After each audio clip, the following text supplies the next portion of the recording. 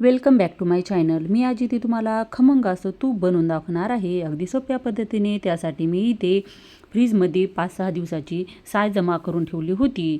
त्यासाठी मी इथे नंतर आपल्या गॅसवरती साय तपवायला ठेवली। तापल्यानंतर मी एका पातेल्यात काढून घेते। नंतर त्यामध्ये 1 चम्मच दही ॲड करून घेते आणि नंतर छान अशा प्रकारे परतून घ्यायचं। परतून घेतल्यानंतर पुन्हा झाकून विरजण्यासाठी ठेवून द्यायचं। 2-4 तासानंतर मी इथे पुन्हा ही साय विरजल्यानंतर फ्रीजमध्ये ठेवून देते, कारण थंड झाली की मिक्सीने छान निघते। पहा, अशा प्रकारे फ्रीजमध्ये ठेवून दिले। नंतर दुसऱ्या दिवशी सकाळी माझे सर्व कामे आटपले नंतर तेव्हा मी ही साय काढून मिक्सीने छान फिरवून घेते। अशा प्रकारे तुम्ही तूप नक्की ट्राय करा, एकदम खमंग आणि टेस्टी लागते। अशा प्रकारे मी एक एक करत सर्व लोणी इथे काढून घेते। आणि कधीही हे लोण्यावरचं जे ताक आलेलं आहे ते कधीही फेकून द्यायचं नाही, झाडाला टाकायचं, त्यामुळे झाडाची ग्रोथ छान होते। अशा प्रकारे मी छान 4-5 वेळा स्वच्छ धुवून घेते। एकदम असं नितळ पाणी होईपर्यंत छान लोणी धुवून घ्यायचं। अशा प्रकारे पहा, नितळ पाणी निघालेलं आहे।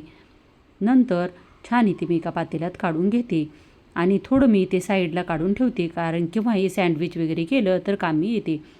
आणि दुसरीकडे मी इथे लोणी आणि साखर, तुळशीपत्र टाकून कृष्णाला अर्पण करते। कृष्णाला हे मक्खन आणि खूप आवडते, त्यामुळे तुम्हीही केव्हाही लोणी बनवला तर कृष्णाला अवश्य दाखवा, खूप प्रिय आहे।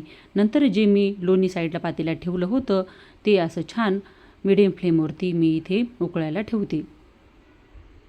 कधीही निवांत टाईम काढून गडबडीमध्ये कधीही तूप बनवायचं नाही, एकदा बिघडलं तर तेवढं वाया जातं आणि टेस्ट पण चांगली लागत नाही। इथे मी नागवेलीच्या विड्याचं पान 1 टाकून घेते, त्यामुळे तुपाला छान टेस्ट येते।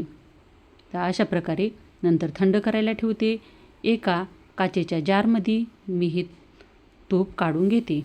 अशा प्रकारे तुम्ही नक्की ट्राय करा, बनवायला सोपे, एकदम टेस्टी। अशा प्रकारे छान तूप बनवून तयार आहे। पातेल्याला पण काही चिटकलेलं नाही। अशा प्रकारे तुम्ही नक्की ट्राय करा। भेटूयात पुन्हा अशाच एका नेक्स्ट व्हिडिओमध्ये। बाय।